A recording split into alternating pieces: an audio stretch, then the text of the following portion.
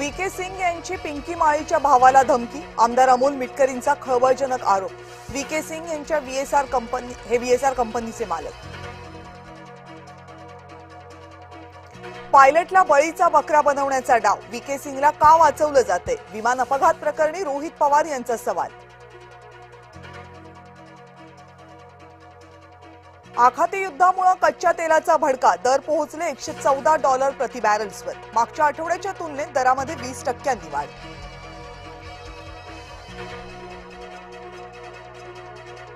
ऊर्जा सुरक्षा व्यापारामध्ये भारतीयांच्या सुरक्षेलाच प्राधान्य, अराजकता वाढवण्यातच विरोधकांना स्वारस्य, आखाती युद्धावर एस जयशंकर यांचं निवेदन।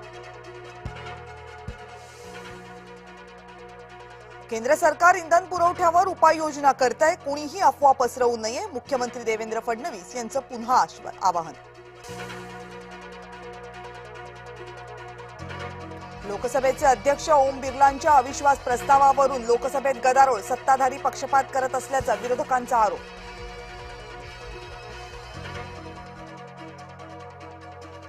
विरोधकांचं वर्तन बेजबाबदारपणाचं, विरोधकांना चर्चेत नव्हे तर गदारोळ घालण्यात यश, भाजपचे माजी अध्यक्ष जे.पी. नड्डा यांचा संताप।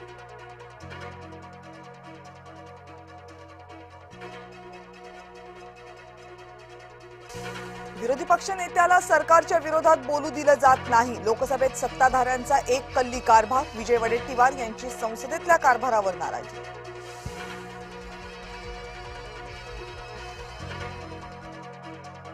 शिवभोजन थाळीच्या अनुदानाचे 200 कोटी रुपये शासनाकडे थकीत, अनेक शिवभोजन थाळी केंद्र अडचणीत, मुनगंटीवार सना मलिक यांची लक्षवेधी। सिडकोच्या लाल फितीचा आणखी एक प्रकार उघड, प्रधानमंत्री आवास योजनेतील घरांसाठी भूखंड देण्यात दिरंगाई, विक्रांत पाटील यांच्याकडून विधान परिषदेत चर्चा। हिंगोलीमध्ये हर्षवर्धन सपकाळ यांच्या नेतृत्वाखाली काँग्रेसची संघर्ष पदयात्रा, पीक विमा, कर्जमाफीसह वनहक्क संदर्भातील प्रश्नांसाठी पदयात्रा। भाजपकडून चंद्रशेखर बावनकुळेंवर ओडिशा राज्याची जबाबदारी, आगामी निवडणूक प्रक्रियेमध्ये निरीक्षक म्हणून पाहावं लागणार काम।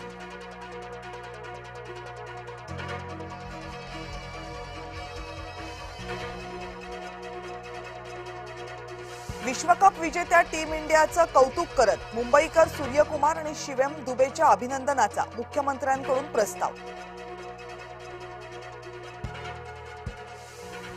खेड शिवापूर भागात गोरक्षकाकडून तरुणाला अमानुष मारहाण, म्हशी घेऊन जाणाऱ्या ट्रक ड्रायव्हरला पकडून केली मारहाण, मारहाणी दरम्यान तरुणाला शेण खाऊ घातलं।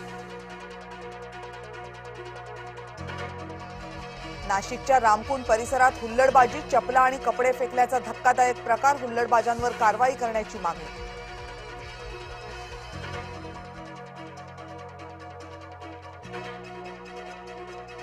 नवीन पनवेलमध्ये सोसायटीच्या पुनर्विकास बैठकीत राडा, अध्यक्षांच्या मुलाकडून बाहेरील तरुणांच्या मदतीनं रहिवाशांना मारहाण, जीर्ण इमारतीच्या पुनर्विकास बैठकीला हिंसक वळण।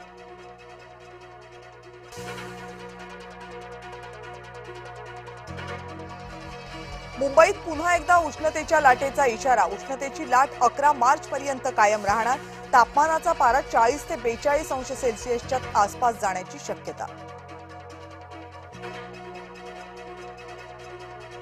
किल्ले रायगडाच्या पायथ्याशी मनसेचा 20वा वर्धापन दिन साजरा, गुढीपाडव्याच्या मेळाव्याला येण्याचं राज ठाकरेंचं आवाहन।